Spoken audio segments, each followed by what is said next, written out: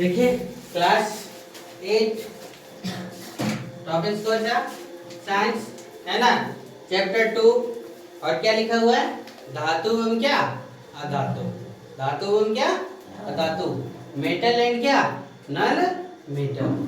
देखो इसको जानने से पहले हम लोगों को कुछ और जानना पड़ेगा, तब हम लोग धातु और अधातु तक पहुंचेंगे। सबसे पहले हम लोग थोड़ा सा चीज जानते हैं जो पदार्थ है। कौन सा टॉपिक है पदार्थ, क्या बोले पदार्थ। पदार्थ कहते हैं किसको, तो पदार्थ हम उसको कहते हैं जो स्थान घेरता है। ये मार्कर भी क्या है एक पदार्थ है जो क्या कर रहा है स्थान घेरता है, जो क्या करता है दाब लगाता है, प्रेशर लगाता है, अवरोध उत्पन्न करता है यानी रोकने के लिए क्षमता लगाता है, जड़ता उत्पन्न करता है यानी कोई वस्तु अपने जगह से हिलने के लिए नहीं चाहता है, ये मार्कर वहां से हटने के लिए भी कोई नहीं चाहता है जब तक इस पर कोई बाहरी बल ना लगाया जाए। इससे ऊर्जा के द्वारा परिवर्तित किया जा सकता है। इसमें यदि हम इसको गर्म करना शुरू कर देंगे तो ये क्या हो जाएगा, जैसे जैसे इसमें हीट पड़ना शुरू हो जाएगा मार्कर में, ये पिघल करके क्या हो जाएगा लिक्विड फॉर्म में भी आ सकता है, और नहीं तो बहुत ज्यादा गर्म करेंगे तो ये क्या भाप बन करके उड़ भी सकता है। समझ में आया, इसे ऊर्जा के द्वारा क्या बोला जाता है परिवर्तित किया जाता है। पदार्थ जो है वो 3 प्रकार के अभी हम लोग को पढ़ना है। वैसे पदार्थ को 5 भागों में बांट दिया है आधुनिक वैज्ञानिकों ने, लेकिन पदार्थ को कितने भागों में 3 भागों में। कौन कौन, ठोस द्रव और क्या गैस। कौन कौन बोले, ठोस द्रव और गैस। कौन कौन, ठोस द्रव और गैस। ठोस हम किसको बोलते हैं, द्रव किसको बोलते हैं और गैस किसको कहते हैं, वो देखो। ये जो मार्कर है इसका आकार भी निश्चित है और आयतन भी क्या है निश्चित है। इसका आकार और आयतन दोनों क्या है निश्चित है, आकार और आयतन क्या है निश्चित है, इसलिए वही लिखा है ठोस वह पदार्थ जिसका आकार एवं आयतन दोनों ही निश्चित हो वो क्या कहलाता है ठोस कहलाता है। क्या कहलाता है ठोस कहलाता है। कौन, जैसे मार्कर बताएं, लकड़ी लिखे, पत्थर लिखे, धातु लिखे, ईटीसी। दूसरा है क्या द्रव। द्रव वह पदार्थ जिसका आकार निश्चित नहीं है। अब एक बोतल हम पानी ले आए, देखो एग्जांपल बताते हैं, एक बोतल पानी ले आए तो किसका आकार ले लिया, बोतल का आकार ले लिया, उसमें पानी कितना लिया तो 500 ml लिया। पानी कितना लिया 500 ml। पानी कितना लिया 500 ml पानी लिया, उसका आकार निश्चित है, आकार बोलते हैं, उसका आयतन क्या है निश्चित है, यानी ये कितना 500 ml पानी लेगा। लेकिन वही 500 ml को एकदम थाली में डाल करके रख दें तो वही पानी किसका आकार ले लिया, किसका आकार ले लेगा, किसका थाली का ले लेगा। वही पानी को हम यदि लोटा में डाल करके रख दें तो वो किसका आकार ले लेगा लोटा का। लेकिन पानी है कितना तो मात्र 500 मिलीलीटर।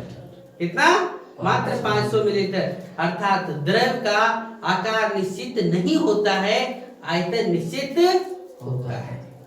कौन कौन एग्जांपल, एग्जांपल में एक ही लिखेगा पानी। फिर क्या लिखा है देखो गैस, क्या लिखा गया गैस। गैस किसको कहते हैं तो वह पदार्थ जिसका आकार भी अनिश्चित है और आयतन भी क्या है अनिश्चित है। ये देख रहे हो कमरे में क्या हुआ पूरा का पूरा गैस भरा हुआ, पता चलता है क्या नहीं पता चलता। इसको हम कंप्रेस करके किसी में भी डाल सकते हैं यहाँ से। तो वही लिखा है कि जिसका आकार और आयतन क्या है दोनों ही क्या हो अनिश्चित हो, उसको क्या बोलते हैं हम लोग गैस बोलते हैं। फिर देखो रासायनिक संरचना के आधार पर सभी प्रकार के पदार्थों को 3 भागों में बांटा है। रासायनिक संरचना के आधार यानी बनावट के आधार पर सभी पदार्थों को कितने भागों में बांटा गया 3 भागों में। पहला कौन सी बताया तत्व, पहला क्या बोला तत्व, दूसरा क्या बोला यौगिक, क्या बोला यौगिक, और तीसरा क्या बोला है मिश्रण। तीसरा क्या बोला है मिश्रण। पहले हम लोग तत्व को समझेंगे और इस चैप्टर में हम लोग तत्व को ही जानना है, यौगिक और मिश्रण को अभी हम लोग नहीं पढ़ेंगे। तत्व देखो क्या है तो वह मौलिक पदार्थ जिसे किसी भी विधि से, इसको हम किसी भी विधि से 2 या 2 से अधिक भागों में बांट नहीं सकते हैं, उसे क्या कहा गया तत्व कहा जाता है। अब तक पढ़ाते वक्त भी बताए थे कि अब तक प्रकृति में 118 तत्वों की खोज हुई है, जिसमें से 92 तत्व कहां पर? प्रकृति में पाया गया है, और जो शेष तत्व बच गया उसका कहां पर निर्माण हुआ है? प्रयोगशाला में यानी लैब में बनाया गया है। सभी प्रकार के तत्वों को 2 भागों में बांटा गया है। हम 3 को लिख दिए हैं, लेकिन कितने भागों में बांटा गया है? 2 भागों में। कौन कौन? एक धातु और दूसरा क्या? अधातु। लेकिन आप लोग को पढ़ना नहीं है अभी उपधातु। उपधातु अभी हम बता दिए हैं, लेकिन नहीं, ये क्लास 10 में पढ़ना है। अभी आप लोगों को क्या पढ़ना है? धातु और क्या? अधातु के बारे में जानकारी इकट्ठा करना है, जानकारी प्राप्त करना है। समझ गए? अब हम लोग एक एक करके स्टार्ट करते हैं। मेन चैप्टर है वो क्या है? धातु और अधातु के बारे में है। तो धातु और अधातु को क्या करेंगे हम लोग? पढ़ना स्टार्ट करते हैं। समझ गए? यहाँ तक नोट हो गया? ठीक है, चलिए पूरा बोर्ड साफ कर दे क्या? चलिए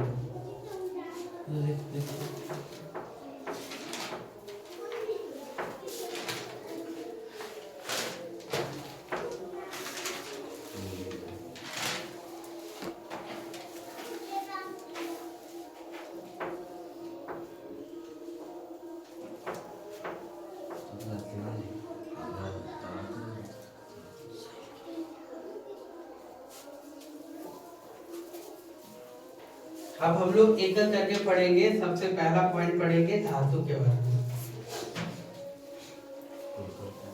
इसके बारे में धातु, जिसको हम लोग क्या बोले? मेटल। क्या बोले? मेटल। देखो, सबसे पहला धातु को कैसे धातु कहेंगे कि वो धातु है या नहीं है?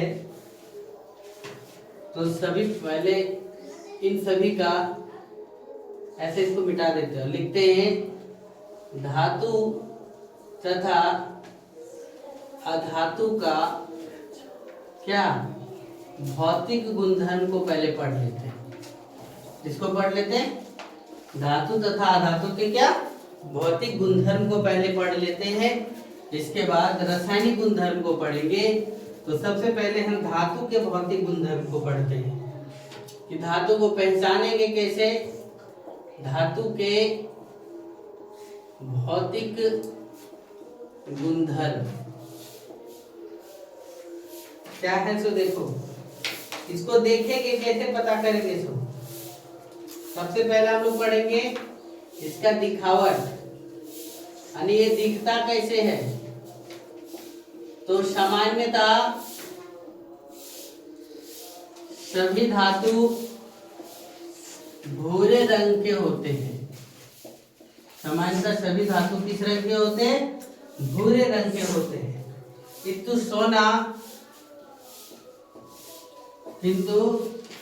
सोना पीला रंग का होता है। किंतु सोना किस रंग का होता है? पीले रंग का होता है।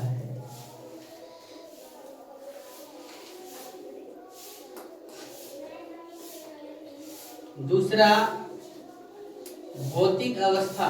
दूसरा क्या पढ़ेंगे हम लोग? भौतिक अवस्था। क्या पढ़ेंगे भौतिक अवस्था में? देखो, अधिकतर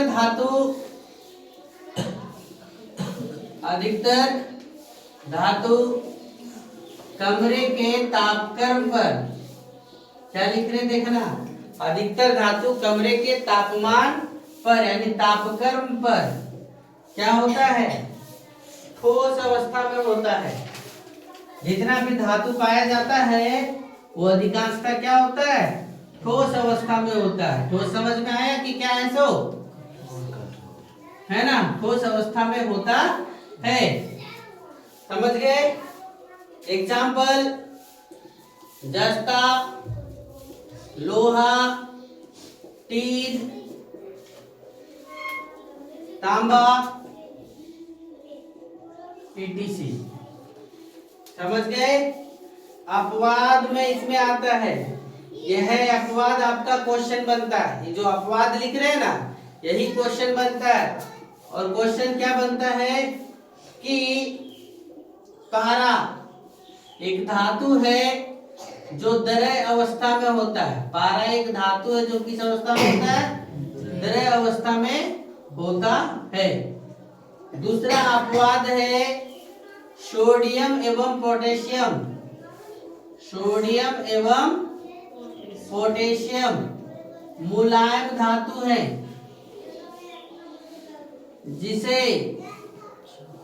जिसे चाकू से आसानी से काटा जा सकता है। आसानी से काटा जा, चाकू से आसानी से काटा जा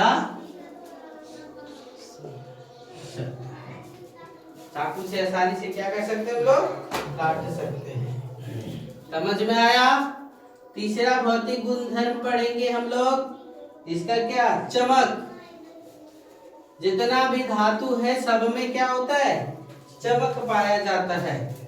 सामान्यता धातु में धात्विक चमक पाया जाता है। सामान्यता धातु में क्या होता है? धात्विक चमक पाया जाता है। सब चमकता है।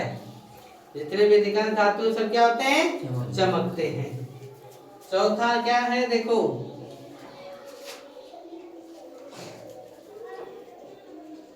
आघात वर्धनीयता।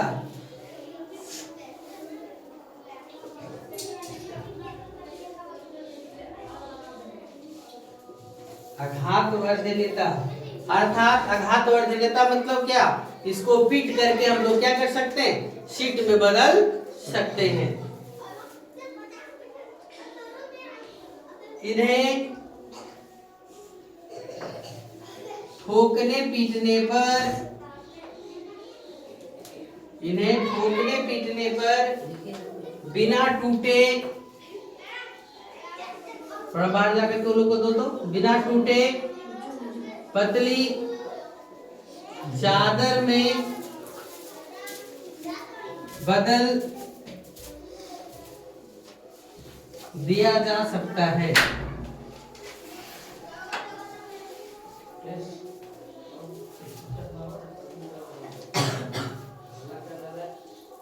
एग्जाम्पल, सोना, चांदी, ईटीसी। हम लोग देखते हैं ना, बर्फी उर्फी खाते हैं तो क्या एल्युमिनियम का पतला परत चढ़ा हुआ रहता है कि नहीं? हाँ, ये सब ये देखो,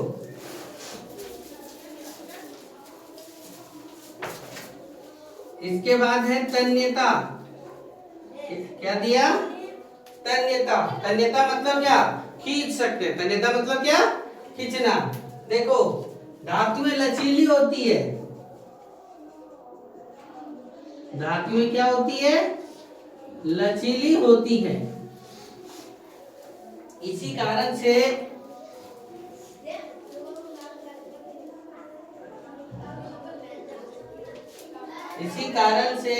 धातुओं को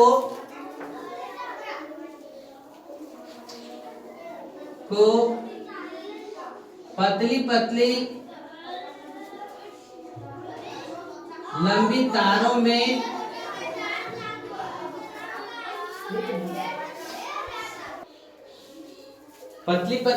तारों में खींचा जा सकता है।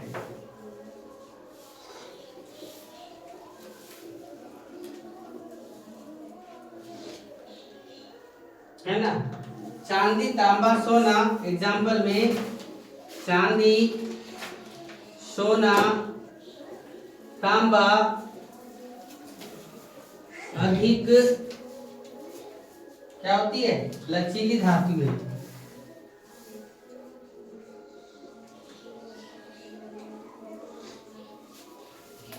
समझ गए? मिटा दे ऊपर, ये सब मिटा दे, ये सब मिटा दे। पहला नंबर पे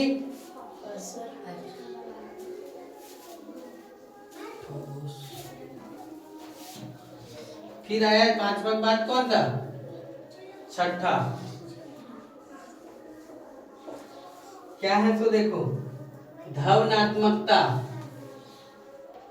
धव्यन्यात्मकता,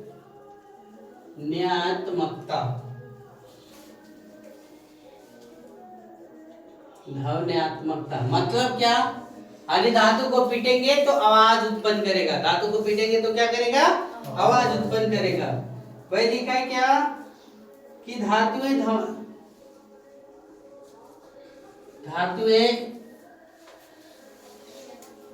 ध्वन्यात्मकता या ध्वनात्मक होती है, इन्हें पीटने पर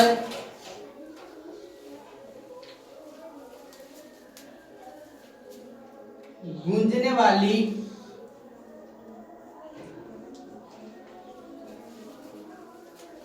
आवाज उत्पन्न होती है। पीटने पर कौन सा आवाज उत्पन्न होती है? जैसे कौन सा स्कूल में घंटी लगता है ना, देखते हैं ना, टन एक ही बार आता है। विद्यालय में जो घंटी लगता है वो किसका? पीतल का बना होता है। एग्जाम्पल क्या लिखे? पीतल की घंटी। मंदिर में भी जो घंटी रहता है वो पीतल का ही रहता है, देखते हो ना। फिर आया 7वां नंबर, ऊष्मा की चालकता। क्या दिया? ऊष्मा की चालकता। देखते हो ना, कुछ हम लोग जैसे मुर्गा बनाते होते हैं, भूनते हैं जब उस समय, तो क्या होता है? छोलनी वहां रहता है, हाथा छोड़ दिए 1 मिनट के लिए, हाथा भी क्या हो गया?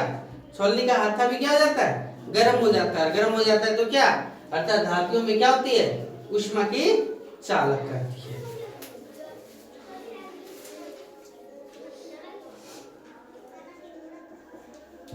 धातुएं ऊष्मा की क्या है?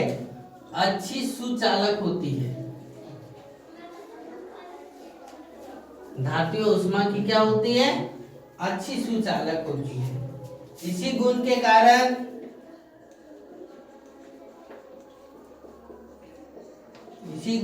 कारण इसका उपयोग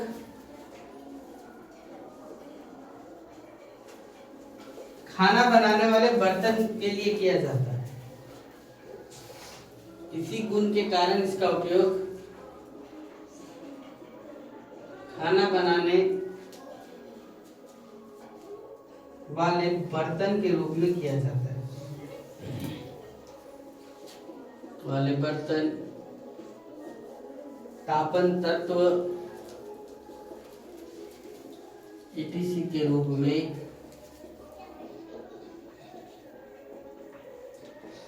किया जाता है।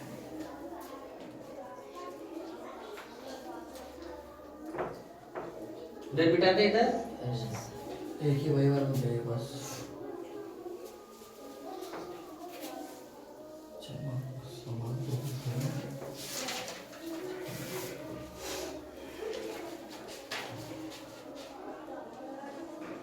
8वां, विद्युत की सुचालकता।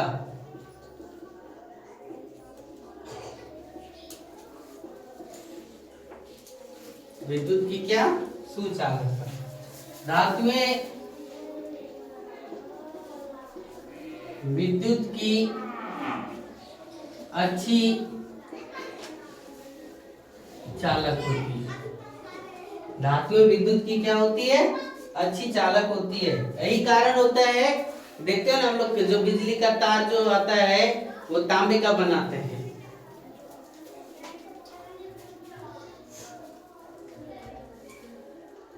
चांदी विद्युत का सबसे अच्छा सुचालक है। चांदी सबसे विद्युत का क्या है? सबसे अच्छा सुचालक है।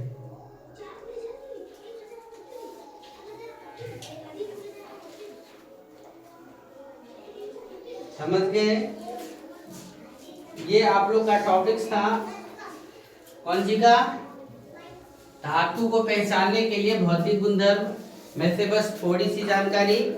आगे कल हम लोग पढ़ेंगे अधातु के भौतिक गुणधर्म, अधातु को कैसे पहचानेंगे उसकी जानकारी मिलेगा कल आप लोग को, है ना। चलिए लिखिए फटाक से।